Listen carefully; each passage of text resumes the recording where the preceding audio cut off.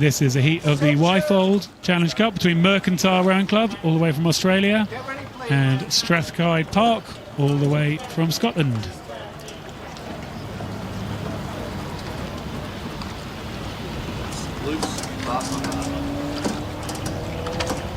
See nice calm water up at the start. The sky looks slightly lighter. I don't think we're going to have a downpour that looked threatening earlier.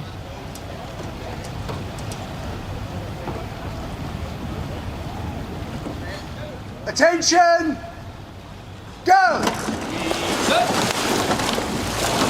The real control, smoothness from the Mercantile crew to the left of the picture. The crew from Strathclyde just not quite as efficient, I think, going off the start. Yeah, absolutely right. Hello to everybody watching from Melbourne, Australia. The Yarra River is where the Mercantile crew train. Huge distance for them to come here. They must have some degree of confidence in their ability to compete in this regatta. As ever with the coxless boats, the umpire getting a little bit involved a little bit early to make sure they stay apart. And now they're reaching the part of the course with the wooden booms alongside, which makes it a little bit easier to steer. But already we can see quite a gap is opening between these two crews. Still rating very high in both boats, still pushing very hard, but you can see a significant difference in pace has opened up already. Well, this is a strong crew from the Mercantile Rowing Club in Melbourne on the Yarra, as you said, Matt. Several of the crew were part of the men's 8 that won the Victoria State Championships by clear water, coached by David Pincus, who's worked with the club and come to Henley in 2015, 17 and 18. And it looks to me like they brought this crew over and they mean business. Yeah, and I think by comparison, the Strathclyde Park Rowing Club crew, it's a relatively small club. It's the first ever Strathclyde Park Rowing Club crew to qualify for Henley. So just being there for these guys is an amazing achievement and something they will have aimed hard to achieve. Well, they found themselves up against tough opposition here in the Coxless 4. Really the crew looks very tidy when we look at the Strathclyde Park crew in front of us. Moving along really nice and smoothly, quite efficiently. They've just got very tough opposition.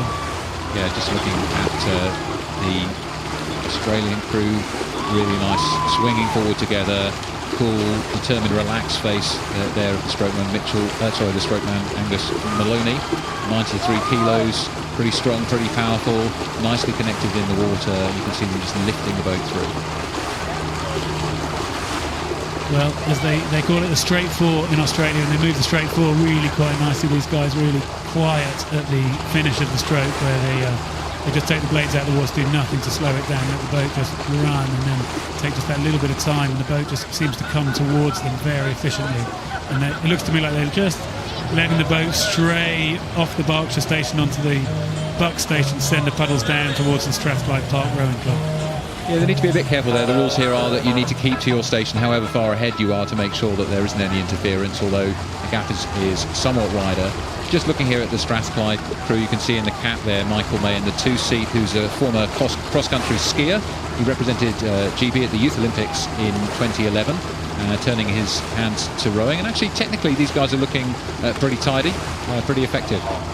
They do look really good. I just feel a bit sorry for them. They've got such a tough draw here coming up against the crew from Mercantile, because really they look pretty smooth, moving well together. But the Mercantile crew now look like they've got some control over the race, as we just see them rowing those long and efficient strokes, doing very little to slow the boat down, really, as you just see that stern just sits nicely out of the water.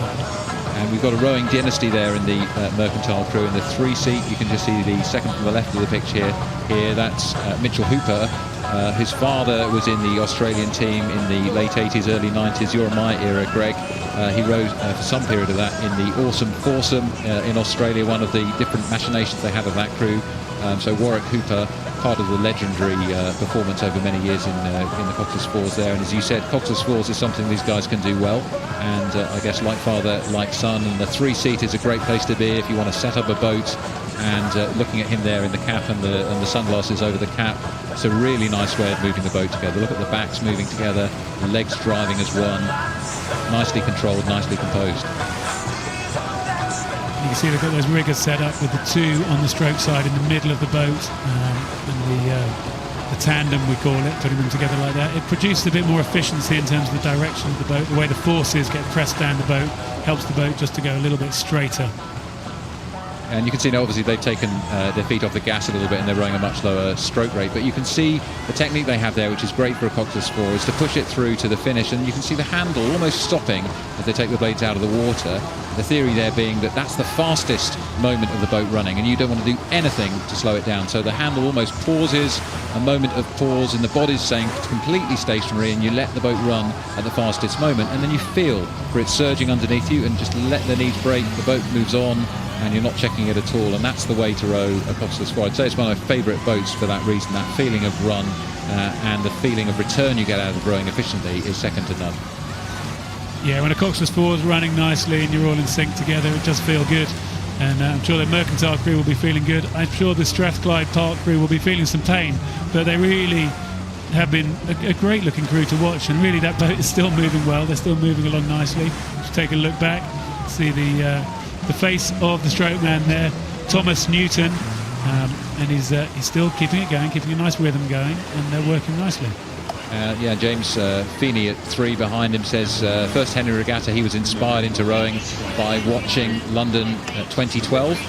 Inspire a generation is what you and your other competitors in 2012, Greg, sought to do, and here's the generation you've inspired. And for a first row at Henley from a club that has never been here before, guys from Strathclyde should feel proud to have got here. And you know that course up in Scotland was built for the 1986 Commonwealth Games.